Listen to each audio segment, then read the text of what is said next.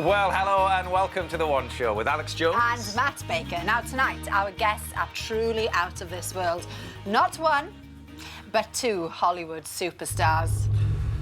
Oh, hang about. Oh, I think that's them landing now. Yeah, it's the stars of the new Guardians of the Galaxy film. It's Chris Pratt and Kurt Russell.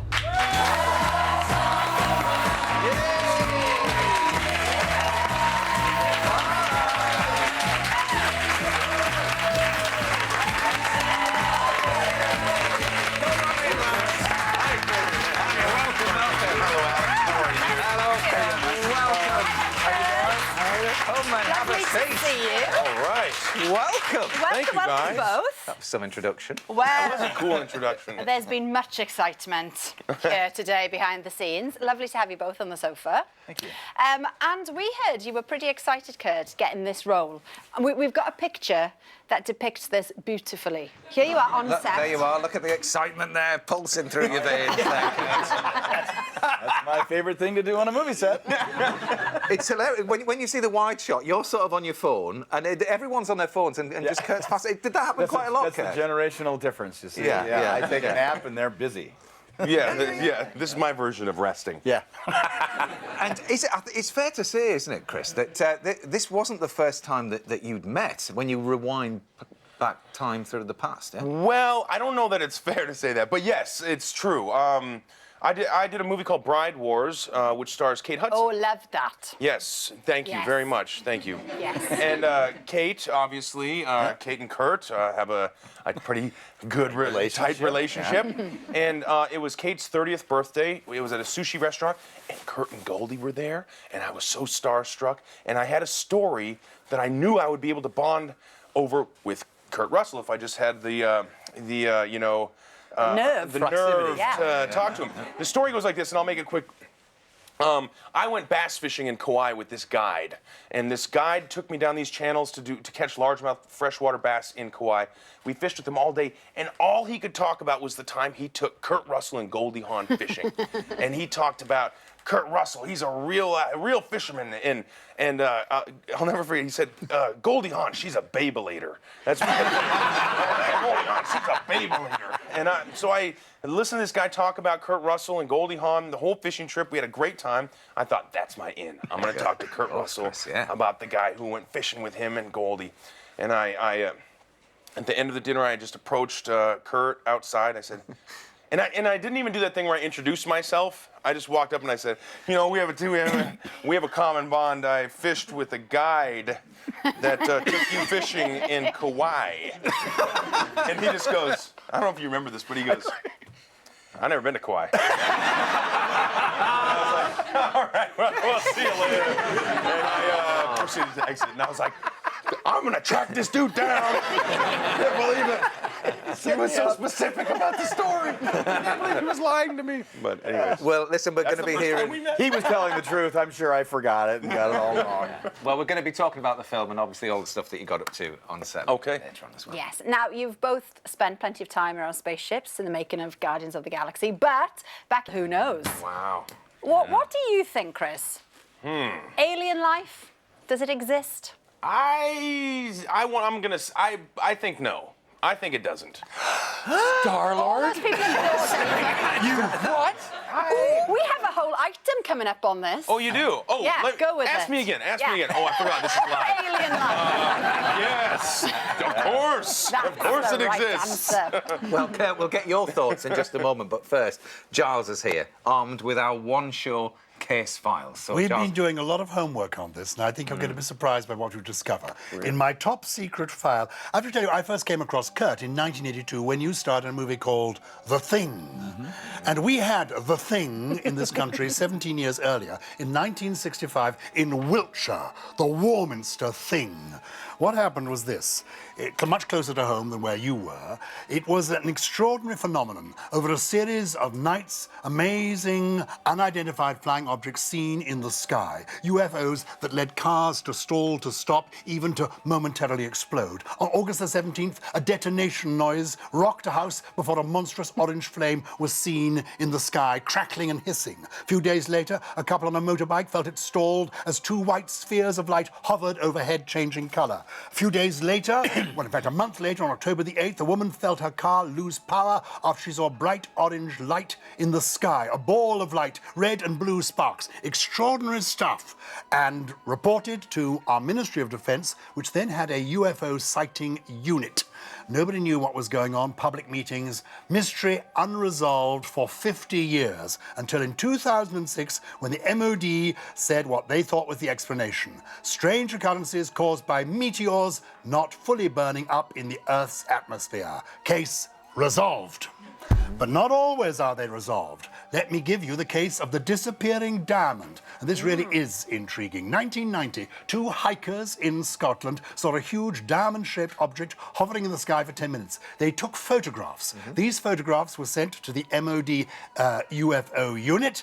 We have now spoken to somebody who used to work in that unit, a man called Nick Pope, and he says those photographs have since disappeared. Where are the mystery photographs of that UFO? Eventually, the MOD produced one rather feeble picture, this rather feeble picture of the diamond shape. Looks like a drawing photographed, you know, through gauze. Nick Pope thinks something sinister was going on. Unresolved. Resolved. I don't know, but I've got one more. Giles, wait. I got to say something. I don't care as much about this stuff as that when I die, will you do my eulogy? I'm in, man. It will be a privilege. I do a special family rate as well. All right, Back to the UFO. Well, this will intrigue you, because you may be able to help me, and this may more- feature, yeah. who knows? Because this is an international story. Because of you both being here, I looked into the international files. Not covered by our Ministry of Defence, but maybe covered by yours. This took place in Arizona. An unidentified pilot, according to the press cuttings, flying near an airport in Arizona with his son when he spotted 6 lights in the night sky. So he called from the aeroplane to air traffic control to say, I'm seeing these lights here. I wasn't expecting any other planes. They're none supposed to be on my landing path. Can you tell me what's going on? They said there are no other planes. He said, I'm seeing 6 bright lights coming towards me.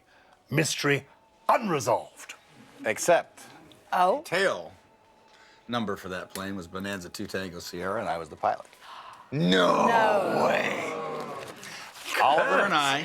Dun, dun, dun. Oh, yes, take us back Doesn't then. say that in the briefing. Oliver and I. Oh, I should have read to the end. Oliver and I were flying in. I was flying him to go see his girlfriend, and we were on approach, and I saw 6 lights over the airport in absolute uniform in a V shape, and Oliver said to me, I was just looking at him, and I was coming in. We're maybe a half a mile out, and Oliver said, "Pa, what are those lights?" And I then it kind of like came out of my reverie, and I said, "I don't know what they are." I said, he said, "Are we okay here?" And I said, "Yeah, I'm gonna call him," and I reported it.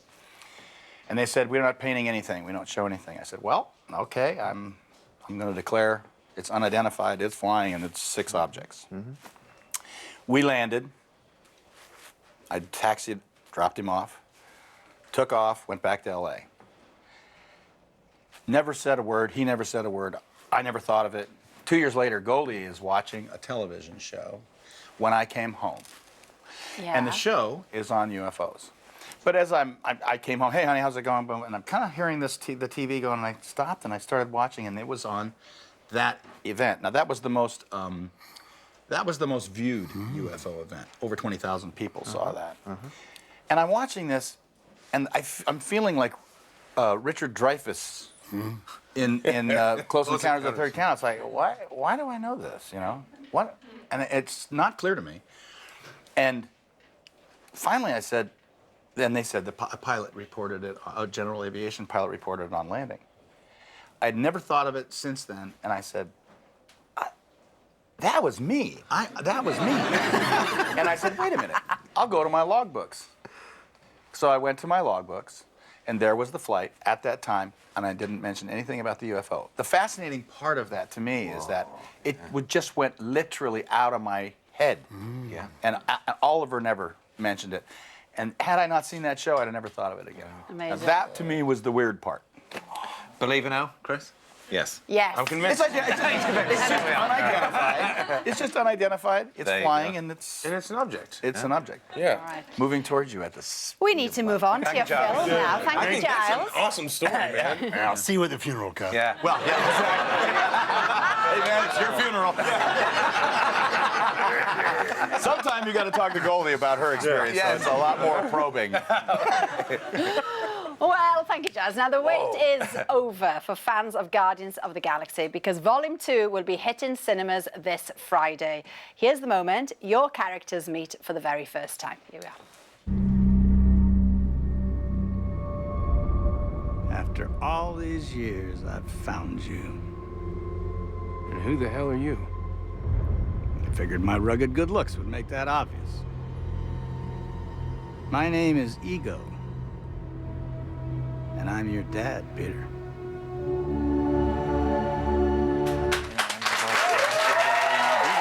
Well, I saw the movie this morning. It's got everything that Marvel fans They love would it. want. I mean, it really has. But, Chris, where do you want to start with this? I mean, we don't want to give too much away, but how much do you want to say of where Volume 2 picks up? Great. You know, Volume 2 picks up just, you know, if you've seen the first movie, it picks up a couple months after the events of that first volume. You know, my character has become the leader of the Guardians of the Galaxy. He's doing his very best to keep them out of trouble, with mixed results. You know, they're using their newfound fame to procure mercenary work, and they're protecting these batteries for this race of people called the Sovereign.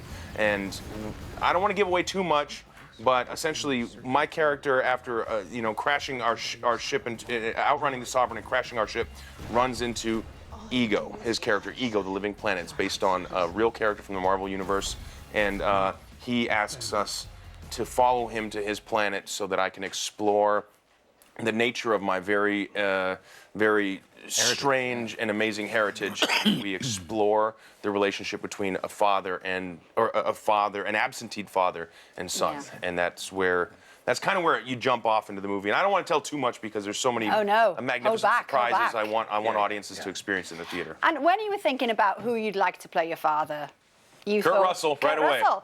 But then you thought, but Kurt Russell, I mean, he won't do it, will he? That's exactly right. Yeah. I don't know why you guys thought that. It's like, you know, and then the next line should have been, he should be so lucky. You know? Do it for nothing. He'll pay us. But you were jumping at the chance then, Kurt, yeah?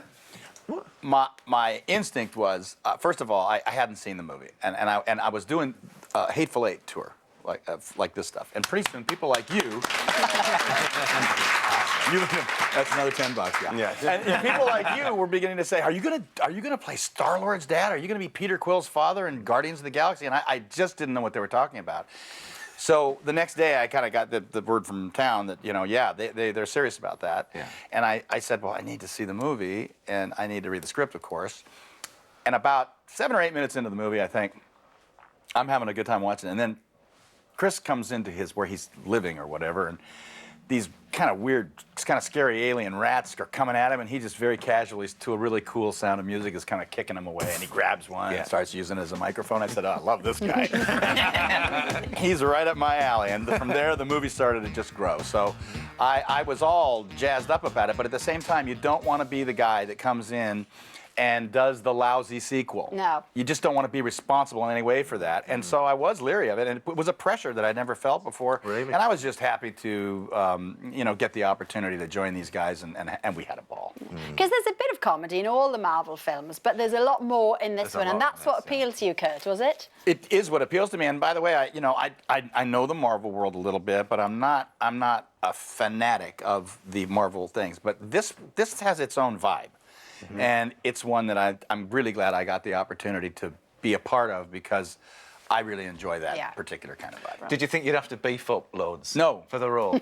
No, it was a character that could pretty much be any way he wanted to be. Yeah. So I didn't worry about it. Because this is the thing, Chris. Am I right in saying that right at the very beginning, James Gunn said, it doesn't matter how much you beef up, I want you to do the role, but because of what you'd experienced with your little colouring books as a young lad, that you wanted to be as superhero as possible with your physique. Well, I mean, I collected comic books as a kid. You gotta understand, like, we didn't come from a whole lot, but my dad bought this ream of paper that was like 4 feet tall at an auction for like 50 cents or something like that. And we had that, and that was what we kind of played with. My brother and I, my sister and I, we were artists. We drew. We had pencils and paper, and we drew. And we got to paint on our walls because he was a remodeling contractor. So this minute we moved out of a rental, we just paint the walls anyways to get our deposit back. So we had murals all over our walls, and we drew all the pictures, and I started drawing like copying covers of the comic books. I just loved the aesthetic of these characters. And when I got cast in the role, I knew that was really important to me. Like the way that these characters looked were a big part of my childhood, and I thought I wanted to accomplish that if I could as an actor. One of the things we have is this big, fleshy, bones, guts, and skin meat box that God gave us to drive around, and I want to manipulate it to look like a superhero. Yeah. Well, you did it well. Well done. Nice. Very good. I've always. Oh, isn't it? Oh, yeah. And Kurt, we were just saying there, you actually had the chance to see it live. Yes, You mentioned it, we watched her in a show, and I don't remember where it was or when it was, but it was really cool. She was in her 70s maybe, and Goldie and I went backstage and we met her and spent a half an hour. It was really, really. It's really fun. special. Yeah. Very nice. Now then, Jurassic Park 2, World. Oh my gosh, the fans are going to kill me. I'm so behind the times. So You've had know enough on your plate. I know. Jurassic World 2. Yes. Fill us in. Go on, Chris. You want to know all the London details? doing it now, aren't you? All right, listen, I signed a non-disclosure agreement, Okay, but I don't brilliant. care. I'll rip that sucker up. So who plays your dad? Yeah. Listen, Kurt, I'm glad you're here. I want to talk to you about this. We need to find out who Owen's father is. I'm hoping. But you've been filming it over here. We've been filming here in London, yeah. So Anna and I and Jack, our son, we've all been out here for the last a couple of months, really. Right. And we took a break, of course, to go and do this promotional tour for Guardians of the Galaxy Volume 2, which opens up on April 28th. But right now, we're about halfway through with filming Jurassic World 2, which is, filming out here. And it's, it's going to be really exciting. I think I'm thrilled for people to see it. It's a beloved franchise. We're doing everything we can to make sure that we honor the franchise and the fans, and I think we're doing a good job. Yeah. Have we got time for a dinosaur joke? No, I won't do it. I won't threaten it. I won't. No, carry on. You do it. You've got to do it now. You Okay, all right. Oh, boy. What do you call a one-eyed dinosaur? What do you call a one-night dinosaur? Yeah. I was going to Stegosaurus anyway. I don't know. Oh, God, I can't remember the answer. Oh, no. Good She dropped the punchline. Do you think he saw us? Do you think he saw us? Yeah. Well, I'll move on. That was even. Oh, Kurt's falling asleep. Fabulous joke. We saw a lovely picture of your wife there, Anna, and there is a slight connection here, isn't there? Because if we talk about the remake of Overboard, and it is actually happening, this, Kurt, and can we say that your wife is starring in it? Is that? Yeah. Yes, you can. Yeah. Yeah. Yes. And does that feel slightly weird, or is that? Does it feel slightly weird? Well, I mean, it was such a special film, wasn't it? How did you? What did you think when you heard that the remake? Chris told me that there was a possibility that Anna was going to be involved in doing a remake of it. And he immediately told me, I think, a really smart thing after, which was, but they're switching the roles. So what they're going to do is what we all have to do on every movie. We have to find our way. We have to make a good movie. I don't care if it's a remake, if it's a sequel, if it's a new movie, it's a new concept. They're just going to have to make a good movie, and I don't think anything's sacred. So they're talking about making Escape from New York. They're talking about making Big Trouble in Little China. Good luck. But you know what? I do wish them luck. I think that look, the more the merrier. You just got to make something that the audience enjoys, and we're going to have fun because we're going out to dinner afterwards, and we're going to get a chance, sort of, for the four of us to spend an evening together for the first time. And we'll see how it goes. Maybe you could go fishing, and then you could see if you can fish and whether that story was actually true. Yeah, that's right. I'd like to know. Yeah. Are you kidding me? I love acting, but I love fishing way more. And if I could do that also with Kurt Russell, then we'll do that. We're going to do that. Giles to do my eulogy as well. Matt is particularly excited about the Lego sequel. Emma, yes. Yes. Yeah? Especially my son. Of course. You said 9 and 7? Yeah. We're doing another movie, we're doing another installment of that, and I'm thrilled. I was so proud of that movie. It was really cool. I mean, Chris and Phil, the directors, they're extraordinary storytellers, and I've been a big fan of theirs for a long time. In fact, they worked with Anna on a film called Cloudy with a Chance of Meatballs, and she played a character in that, so I got to see their process and see how they worked. And then when they gave me that role, it was before I had been cast as, Star-Lord in Guardians of the Galaxy, and it was really kind of neat. I was playing this character who was just this, like, average, regular Joe who's given an opportunity to do something extraordinary. Yeah. And halfway through doing the voice record, which took about a year and a half, I got cast as Peter Quill in the Guardians of the Galaxy. And I was like this regular average Joe who got an opportunity to do something extraordinary. I was like, wait a minute, this is sort of strange, like life imitating art. Tell you what, it's been an absolute pleasure to have you here tonight. Wonderful. Amazing. Thanks, both of you. Yeah, Guardians of the Galaxy Volume 2 is out on Friday. Tomorrow, Michelle and I will be joined by Orlando. Oh, I might be in then. There you go. See you next See you week. tomorrow. Bye.